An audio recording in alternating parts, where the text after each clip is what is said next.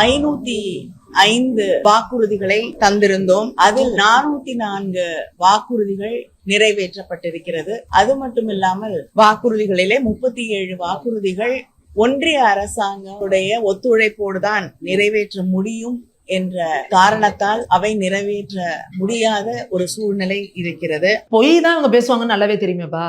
அந்த அக்கா எதுக்கு இருந்தாலும் இளம் விதவைகள் அதிகமா இருக்காங்கன்னாங்க. என்னங்க இங்க என்னன்னா மைக் அப்படி நீட்டினாலே போதும், 8 தேம்பாரு ஓட்டணும் விட்டடிச்சு ஓடுறாங்க. அப்ப அவங்க வாயை திறந்தா பொய் தான் பேசுவாங்க அப்படின்றது நமக்கு நல்லாவே தெரியும்.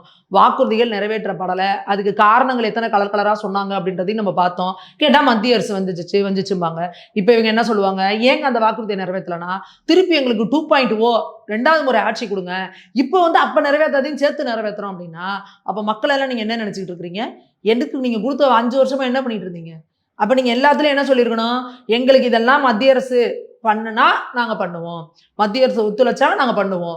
அப்ப மத்திய அரசு கூட இணக்கமா இல்லைன்னா இங்க உங்களால கொடுத்த வாக்குறுதிகளை கூட நிறைவேற்ற முடியாது அப்படின்னா அதனால தானே நம்ம டபுள் இன்ஜின் சர்க்கார் வரணும்னு சொல்லிக்கிட்டே இருக்கிறோம். மத்திய அரசோட இணக்கமா இருந்தா எடப்பாடி பழனிசாமி அவர்கள் மேடையில் ஏறி பெருமையா பேசுறாரு. ஐயோ எங்களுக்கு 11 மருத்துவக் கல்லூரியில் இருந்துச்சியா கொடுத்தாங்க, நடந்தாய் வாழி காவேரி திட்டம் கேட்டேன் 11,000 கோடி கொடுத்தாங்க, அடுத்து எங்களுக்கு எய்ம்ஸுக்கு அடிக்கல் நாட்ட சொன்னோம் நாட்டினாங்க, நாங்க மெட்ரோ திட்டம் கேட்டோம் 64,000 கோடி கொடுத்தாங்க, அடுக்கிக்கிட்டே போறாரு. நாங்க கொரோனா காலகட்டம் எவ்வளவு நெருக்கடி, எந்த இடத்துலயுமே எங்களை மத்திய அரசு கைவிடல, முழுக்க முழுக்க எங்களுக்கு நிதியை கொடுத்துக்கிட்டே இருந்தாங்க அப்படிலாம் சொன்னாங்க.